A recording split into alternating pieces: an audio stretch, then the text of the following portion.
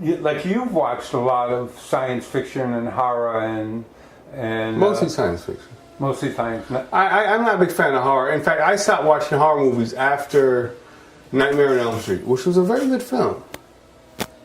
Nightmare on Elm Street was a very good film.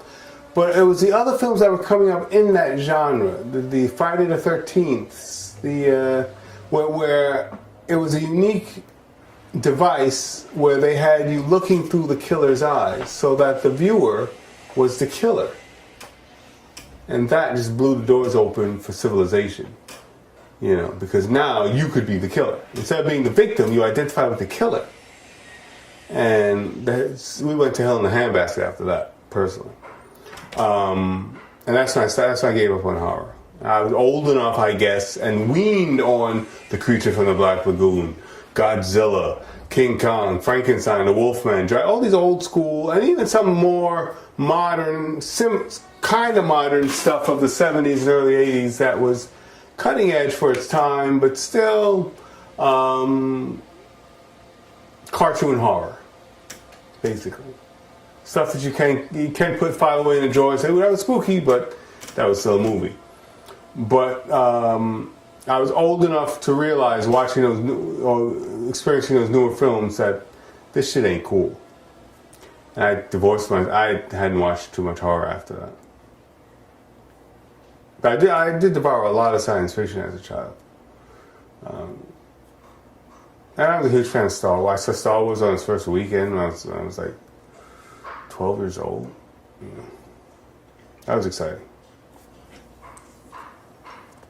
You think that any of that contributed to any kind of symptoms that you experienced later in life? You know, just kind of fed your mind with... Well, when I get delusional, it gets pretty sci-fi.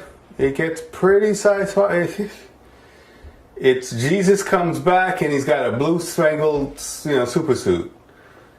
And, and his supervillains are all just off the charts. Yeah, it's definitely, it definitely fed a lot of that stuff, Your vivid imagination. My vivid imagination, yeah. As in this painting right behind us. Yeah. I'll tell you though, this is actually from a sketch I could take out and show you if I had the inclination. I did like almost 10 years ago, in like 2007 or 8,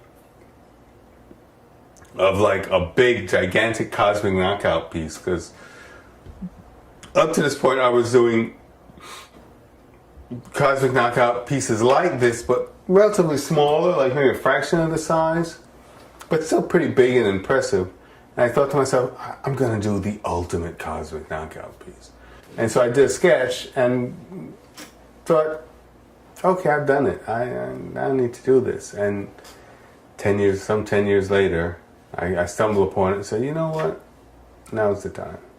So this is actually something that's already been a sketch, that's already been kind of blocked and colored in my mind. So it's, after I laid down the pencil, it's all just work now, really. And the characters in here? Big Mama, Starlet, this is Susan, my Starlet. This is me as Superstar, this is the superhero who saves the day. C.P. Elvis, the minstrel. Right, hold a second. He's the minstrel he's a Greek chorus to the whole affair.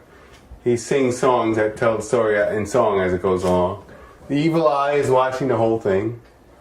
Meathead and Ladybug, a psychologist and social worker transformed by evil, working at Creedmoor, which is the big building on fire, overlooked by the devil, and as the patients escape. As the patients escape. An exodus, yes. And did you paint yourself into the escape ones too? They're all me. All the faces of me. They look pretty horrendous. Well, not my better days. Not your better days. Not my better days.